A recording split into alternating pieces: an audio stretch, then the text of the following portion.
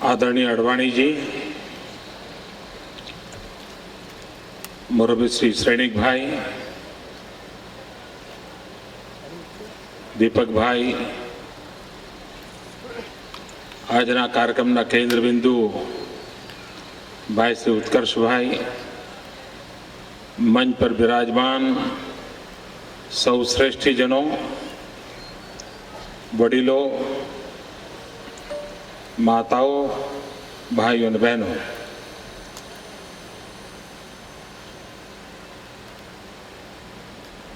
સમાજ જીવનમાં પ્રવાહો કેટલા ઝડપથી બદલાઈ રહ્યા છે એનું પ્રતીક એટલે આ પ્રકારની પ્રવૃત્તિ.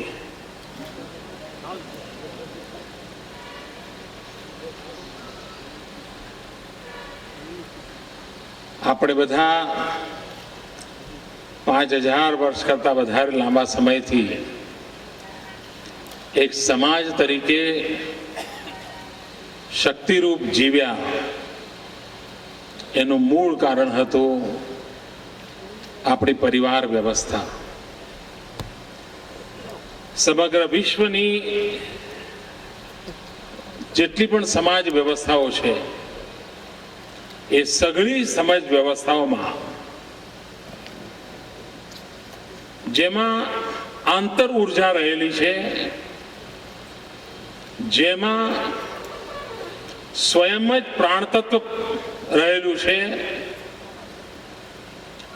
જેનામાં પોતાનામાં ઉર્જા સંચિત કરવાનું સામર્થ્ય રહ્યું છે, એવી કોઈ વ્યવસ્થા હોય તો ભારતની બૃહદ પરિવાર વ્યવસ્થા રહી છે.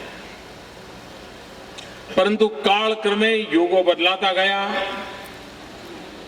1200 વર્ષની ગુલામી કાળમાં સમાજ જીવન પર અનેક થપાટો પડી. સમયાનુકૂળ પરિવર્તન કરવાનો આપણને અવકાશ ન રહ્યો. સામાજિક નેતૃત્વ કરનારાઓની શક્તિ ઘણું કરીને ગુલામી કાળમાંથી મુક્તિ માટેના આંદોલનમાં ગઈ અને એના કારણે 1200 વર્ષનો ગાળો એવો ગયો કે જેમાં સમયાનુકૂળ પરિવર્તન જે થવા જોઈએ એ ન થઈ શક્યા. અને પરિણામે જેમ જૂની ઇમારતને સમય પર સાચવવાનું કામ ન થાય તો એ ધીરે ધીરે ક્ષીણ થતી જતી હોય છે, એમ આપણી સમાજ વ્યવસ્થામાં પણ પરિવાર વ્યવસ્થામાં ક્ષીણ થવાનો પ્રારંભ થયો. અને એમાંથી પછી બચવા માટે સમાજે જે નવા પ્રયત્નો શોધ્યા એમાં એક ધીરે માઇક્રો ફેમિલી તરફ આપણે બધા વળ્યા. અને જ્યારે એ પરિસ્થિતિ ઊભી થાય ત્યારે સ્વાભાવિક છે કે નવી વ્યવસ્થાઓ વિકસાવવી પડે, નવી વ્યવસ્થાઓને અનુમોદન આપવું પડે, અને તો જ સમાજના કોઈ એક મોટા વર્ગને આપણે સાચવી શકીએ.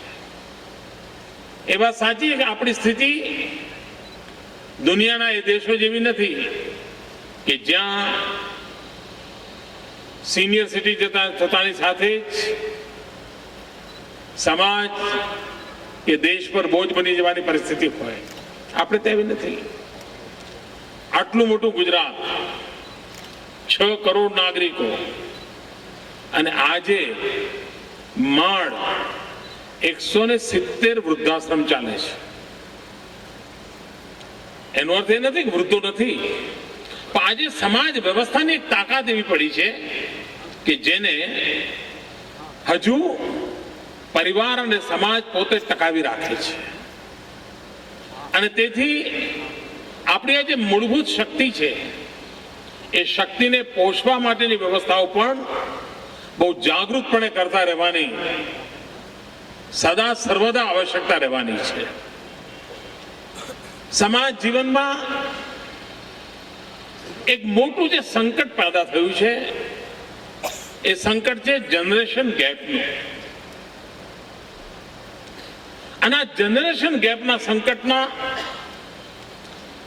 સૌથી વધારે કોઈ ભોગ બનતું હોય કાં વૃદ્ધો બને છે કાં બાળક બને છે.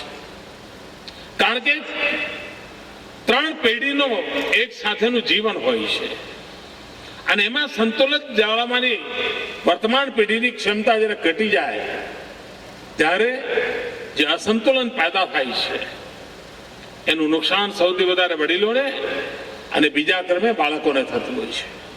અને આવી વખતે એક સંકલિત વ્યવસ્થા સમાજ જીવનમાં કેવી રીતે વિકસે એનો પ્રયાસ આવશ્યક છે. જેમ આપણે ત્યાં સિનિયર સિટીઝનની ચિંતા છે એમ બાળકોની ચિંતા પણ એટલી જ મહત્વનું કામ ઊભું થયું છે.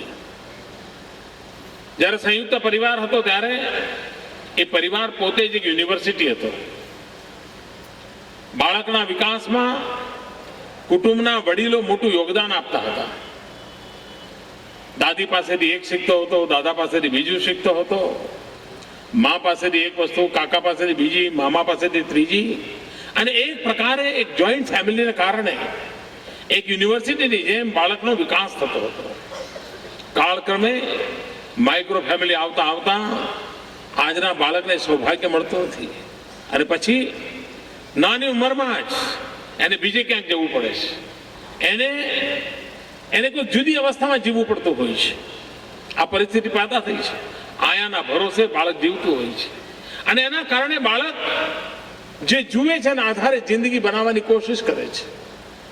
આજે અગર 100 બાળકોને રમકડા ખરીદવા લઈ જઈએ આપણે અને રમકડાની દુકાનમાં કહીએ કે ચાલ તારે પસંદગીનું બાળક રમકડું લે,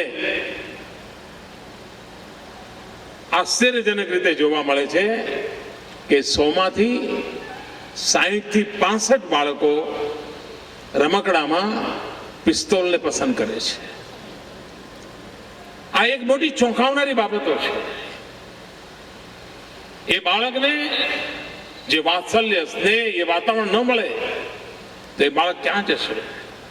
અને કદાચ પરિવારમાં વડીલોની પેઢી બાળકના ઘડતરમાં મોટામાં મોટો રોલ કરે છે. જ્યારે આ મોટી મોટી સમસ્યા ઊભી થઈ છે ત્યારે ગુજરાતે એક નાનકડો પ્રયાસ આદર્યો છે. દુનિયામાં ગુજરાત પહેલું રાજ્ય છે જેણે ચિલ્ડ્રન યુનિવર્સિટીની કલ્પના કરી છે. અને ચિલ્ડ્રન યુનિવર્સિટીમાં આ બદલાતા જતા યુગમાં માઇક્રો ફેમિલીની અવસ્થામાં આપણે હાથ ઊંચા કરીને છોડી ન શકીએ. હશે ભાઈ હવે છોડી લેશે લોકો, ના, દીર્ઘદ્રષ્ટા વિચાર કરીને આપણે નવી વ્યવસ્થા વિકસાવવી પડે.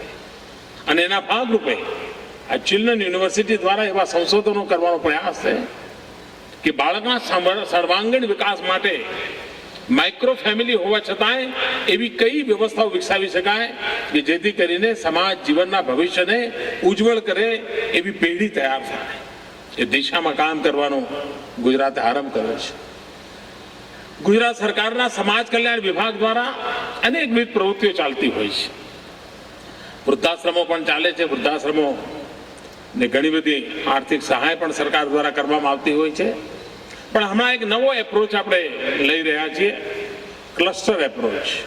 અને એમાં ત્યક્તા બહેનો હોય તો આજે એમની વ્યવસ્થા ક્યાંક એક જગ્યાએ છે, નિરાધાર બાળકો હોય તો એની વ્યવસ્થા બીજી જગ્યાએ છે, વૃદ્ધો હોય તો એની વ્યવસ્થા ત્રીજી જગ્યાએ છે. સરકારી વ્યવસ્થાથી આ બધા ટુકડા ટુકડાઓમાં ખર્ચા પણ થાય છે ને ચાલે છે. હમણાં એક અમે વિચાર એવો કરી રહ્યા છીએ કે શા માટે એક જ કેમ્પસમાં ત્યક્તા બહેનો પણ હોય અને નિરાધાર બાળકો પણ હોય, વૃદ્ધો પણ હોય. એક ફેમિલી લાયક એન્વાયરમેન્ટ ક્રિએટ થાય તો સંભવ છે કે આ ટુકડાઓમાં ચાલતી વ્યવસ્થાઓ સમાજ જીવનની અંદર એક તાકાત બની શકે છે. આ દિશામાં પ્રયાસ આરંભ્યો છે. આવનારા દિવસોમાં બાલ ગોકુલમ આ પ્રકારની વ્યવસ્થાઓ વિકસીને એને પ્રયાસ કરવાના છીએ. આપણે આ દિશામાં પ્રયત્ન કરવાના પરિણામે સમાજ જીવનને એક નવી શક્તિ મળશે એવો મારો આશાવાદ છે. અને એ વાત સાચી છે કે ગુજરાતની કોઈ મોટામાં મોટી ઓળખ હોય તે ઓળખ એની સેવા, વૃત્તિ અને પ્રવૃત્તિમાં છે.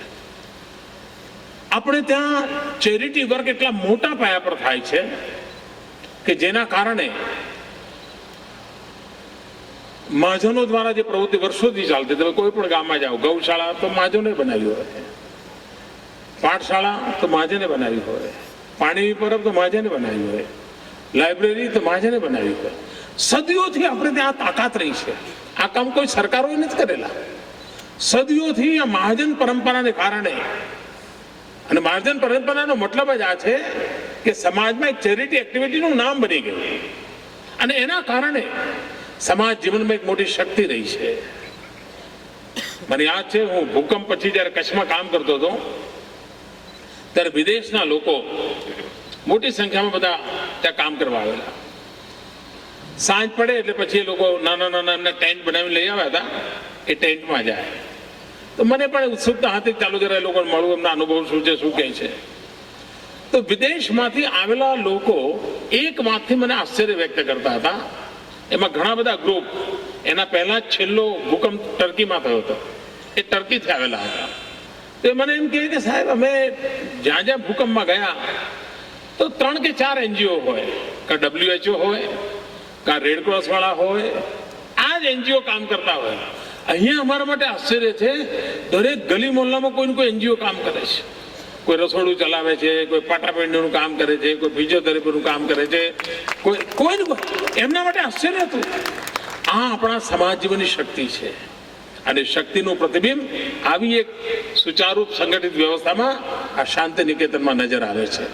મને વિશ્વાસ છે કે આ શાંતિ નિકેતન એ નવી ઉર્જા ભરવાનું એક કેન્દ્ર બને. મને વિશ્વાસ છે કે ગુજરાતભરમાં યા દેશભરમાં વૃદ્ધાશ્રમની જ્યાં જ્યાં પ્રવૃત્તિ ચાલતી હશે ત્યાં એનું મોડેલ કેવું હોય, એમની ભાગીદારી કેવી રીતે બને, આ સિનિયર સિટીઝનનો અનુભવ, એમની શક્તિ સમાજની આવનારી પેઢી માટે ક્રિએટિવ વર્કમાં કેવી રીતે કામે આવે, આ એક પ્રકારે સિનિયર સિટીઝનોના અનુભવને પ્રવૃત્તિમય બનાવવા માટેનું કેન્દ્ર કેવી રીતે બને, એ દિશામાં જેટલો આપણે વિચાર કરીશું, આપણે આ એક નવું નજરાણું દેશની જનતા સામે મૂકી શકીશું. ઉત્કર્ષભાઈને, તેમના પરિવારને, દીપકભાઈને, તેમના પરિવારને અનેક અનેક અભિનંદન આપું છું. ખૂબ ખૂબ શુભકામનાઓ. ધન્યવાદ.